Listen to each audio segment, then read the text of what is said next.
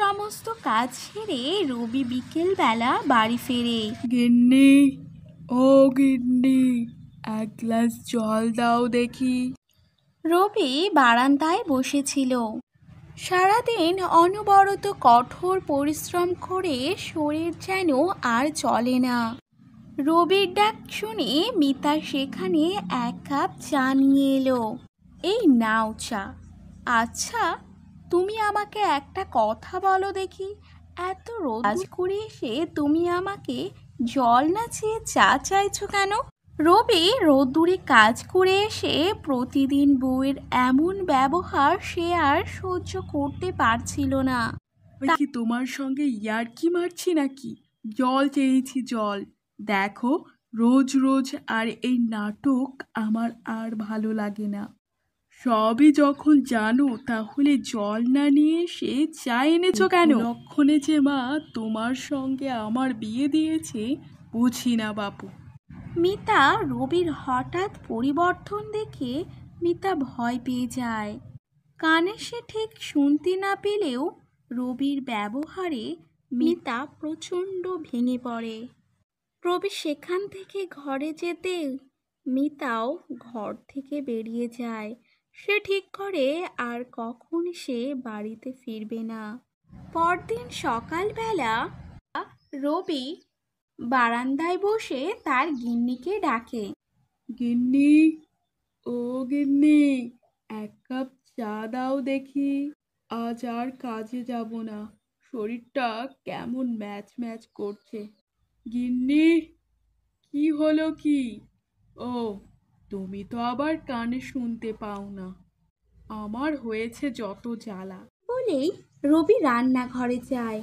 রান্নাঘরে গিয়ে রবি মিতাকে না দেখতে পেয়ে একটু অবাক হয়। ব্যাপার, মিনু রান্নাঘরে নেই, আমাদের ঘরে নেই। তাহলে তাহলে হয়তো জল আনতে গেছে। এই ভেবেই রবি আবারও বারান্দায় বসে থাকে মিতার অপেক্ষায়। রবি অনেকক্ষণ ধরে বারান্দায় বসে রইল মিতার অপেক্ষায়, কিন্তু তাও মিতা ফিরছে না দেখে রবি একটু ভয় পায়। একে কবিতাও সকাল সকাল চা না পেয়ে গজগজ করতে করতে বাইরে বেরিয়ে আসে। একে রবি বাবা, তুই এখানে বসে আছিস, কাজে যাসনি আজ? না মা, আসলে শরীরটা একটু খারাপ লাগছিল, তাই কাজে যায়নি। আচ্ছা মা, তুমি কি মিতাকে দেখেছো? না তো, মহারানীর বুঝি এখনো ঘুম ভাঙলো না? ওই জন্য বলি, এখনো চা পেলাম না কেন? রবি, তুই এখানে বস, আমি এক্ষুনি বৌমাকে ডেকে নিয়ে আসছি। না মা, মিতা ঘরে নেই। আমি সারা ঘর খুঁজেছি, কিন্তু মিতাকে কোথাও দেখতে পাইনি। ভাবলাম ঘরে নেই যে কালে জল আনতে গেছে, কিন্তু এত সময় হয়ে গেল এখনো জল নিয়ে ফিরলো না। রবি, তুই আমাকে একটা কথা বল দেখি, তুই হঠাৎ বৌমার রাগ করে যাওয়ার কথা বললি কেন? কি রে, দুজন মিলে কি আবার ঝগড়া টগড়া করলি নাকি রে? বলো না মা, কাল প্রকাণ্ড রেগে গিয়ে মিতাকে কত উল্টোপাল্টা কথা শুনিয়ে দিয়েছি, আর ওর উপর রেগে গিয়ে একটা কাপও ভেঙে দিয়েছি। কিন্তু মা, তুমি আমাকে একটা কথা বলো, মিতা তো কানে শুনতে পায় না, তাহলে? বৌমা হয়তো কানে শুনতে পায় না ঠিকই, কিন্তু তোর ব্যবহার দেখে বৌমা সব বুঝতে পারে, তাই হয়তো রাগ করে চলে গেছে। কবিতা মনে মনে বেশ খুশি হয় এবং বলে, যাক বাবা, এতদিনে আপদটা বিদায় হয়েছে। মা, এখন আমি কি করব?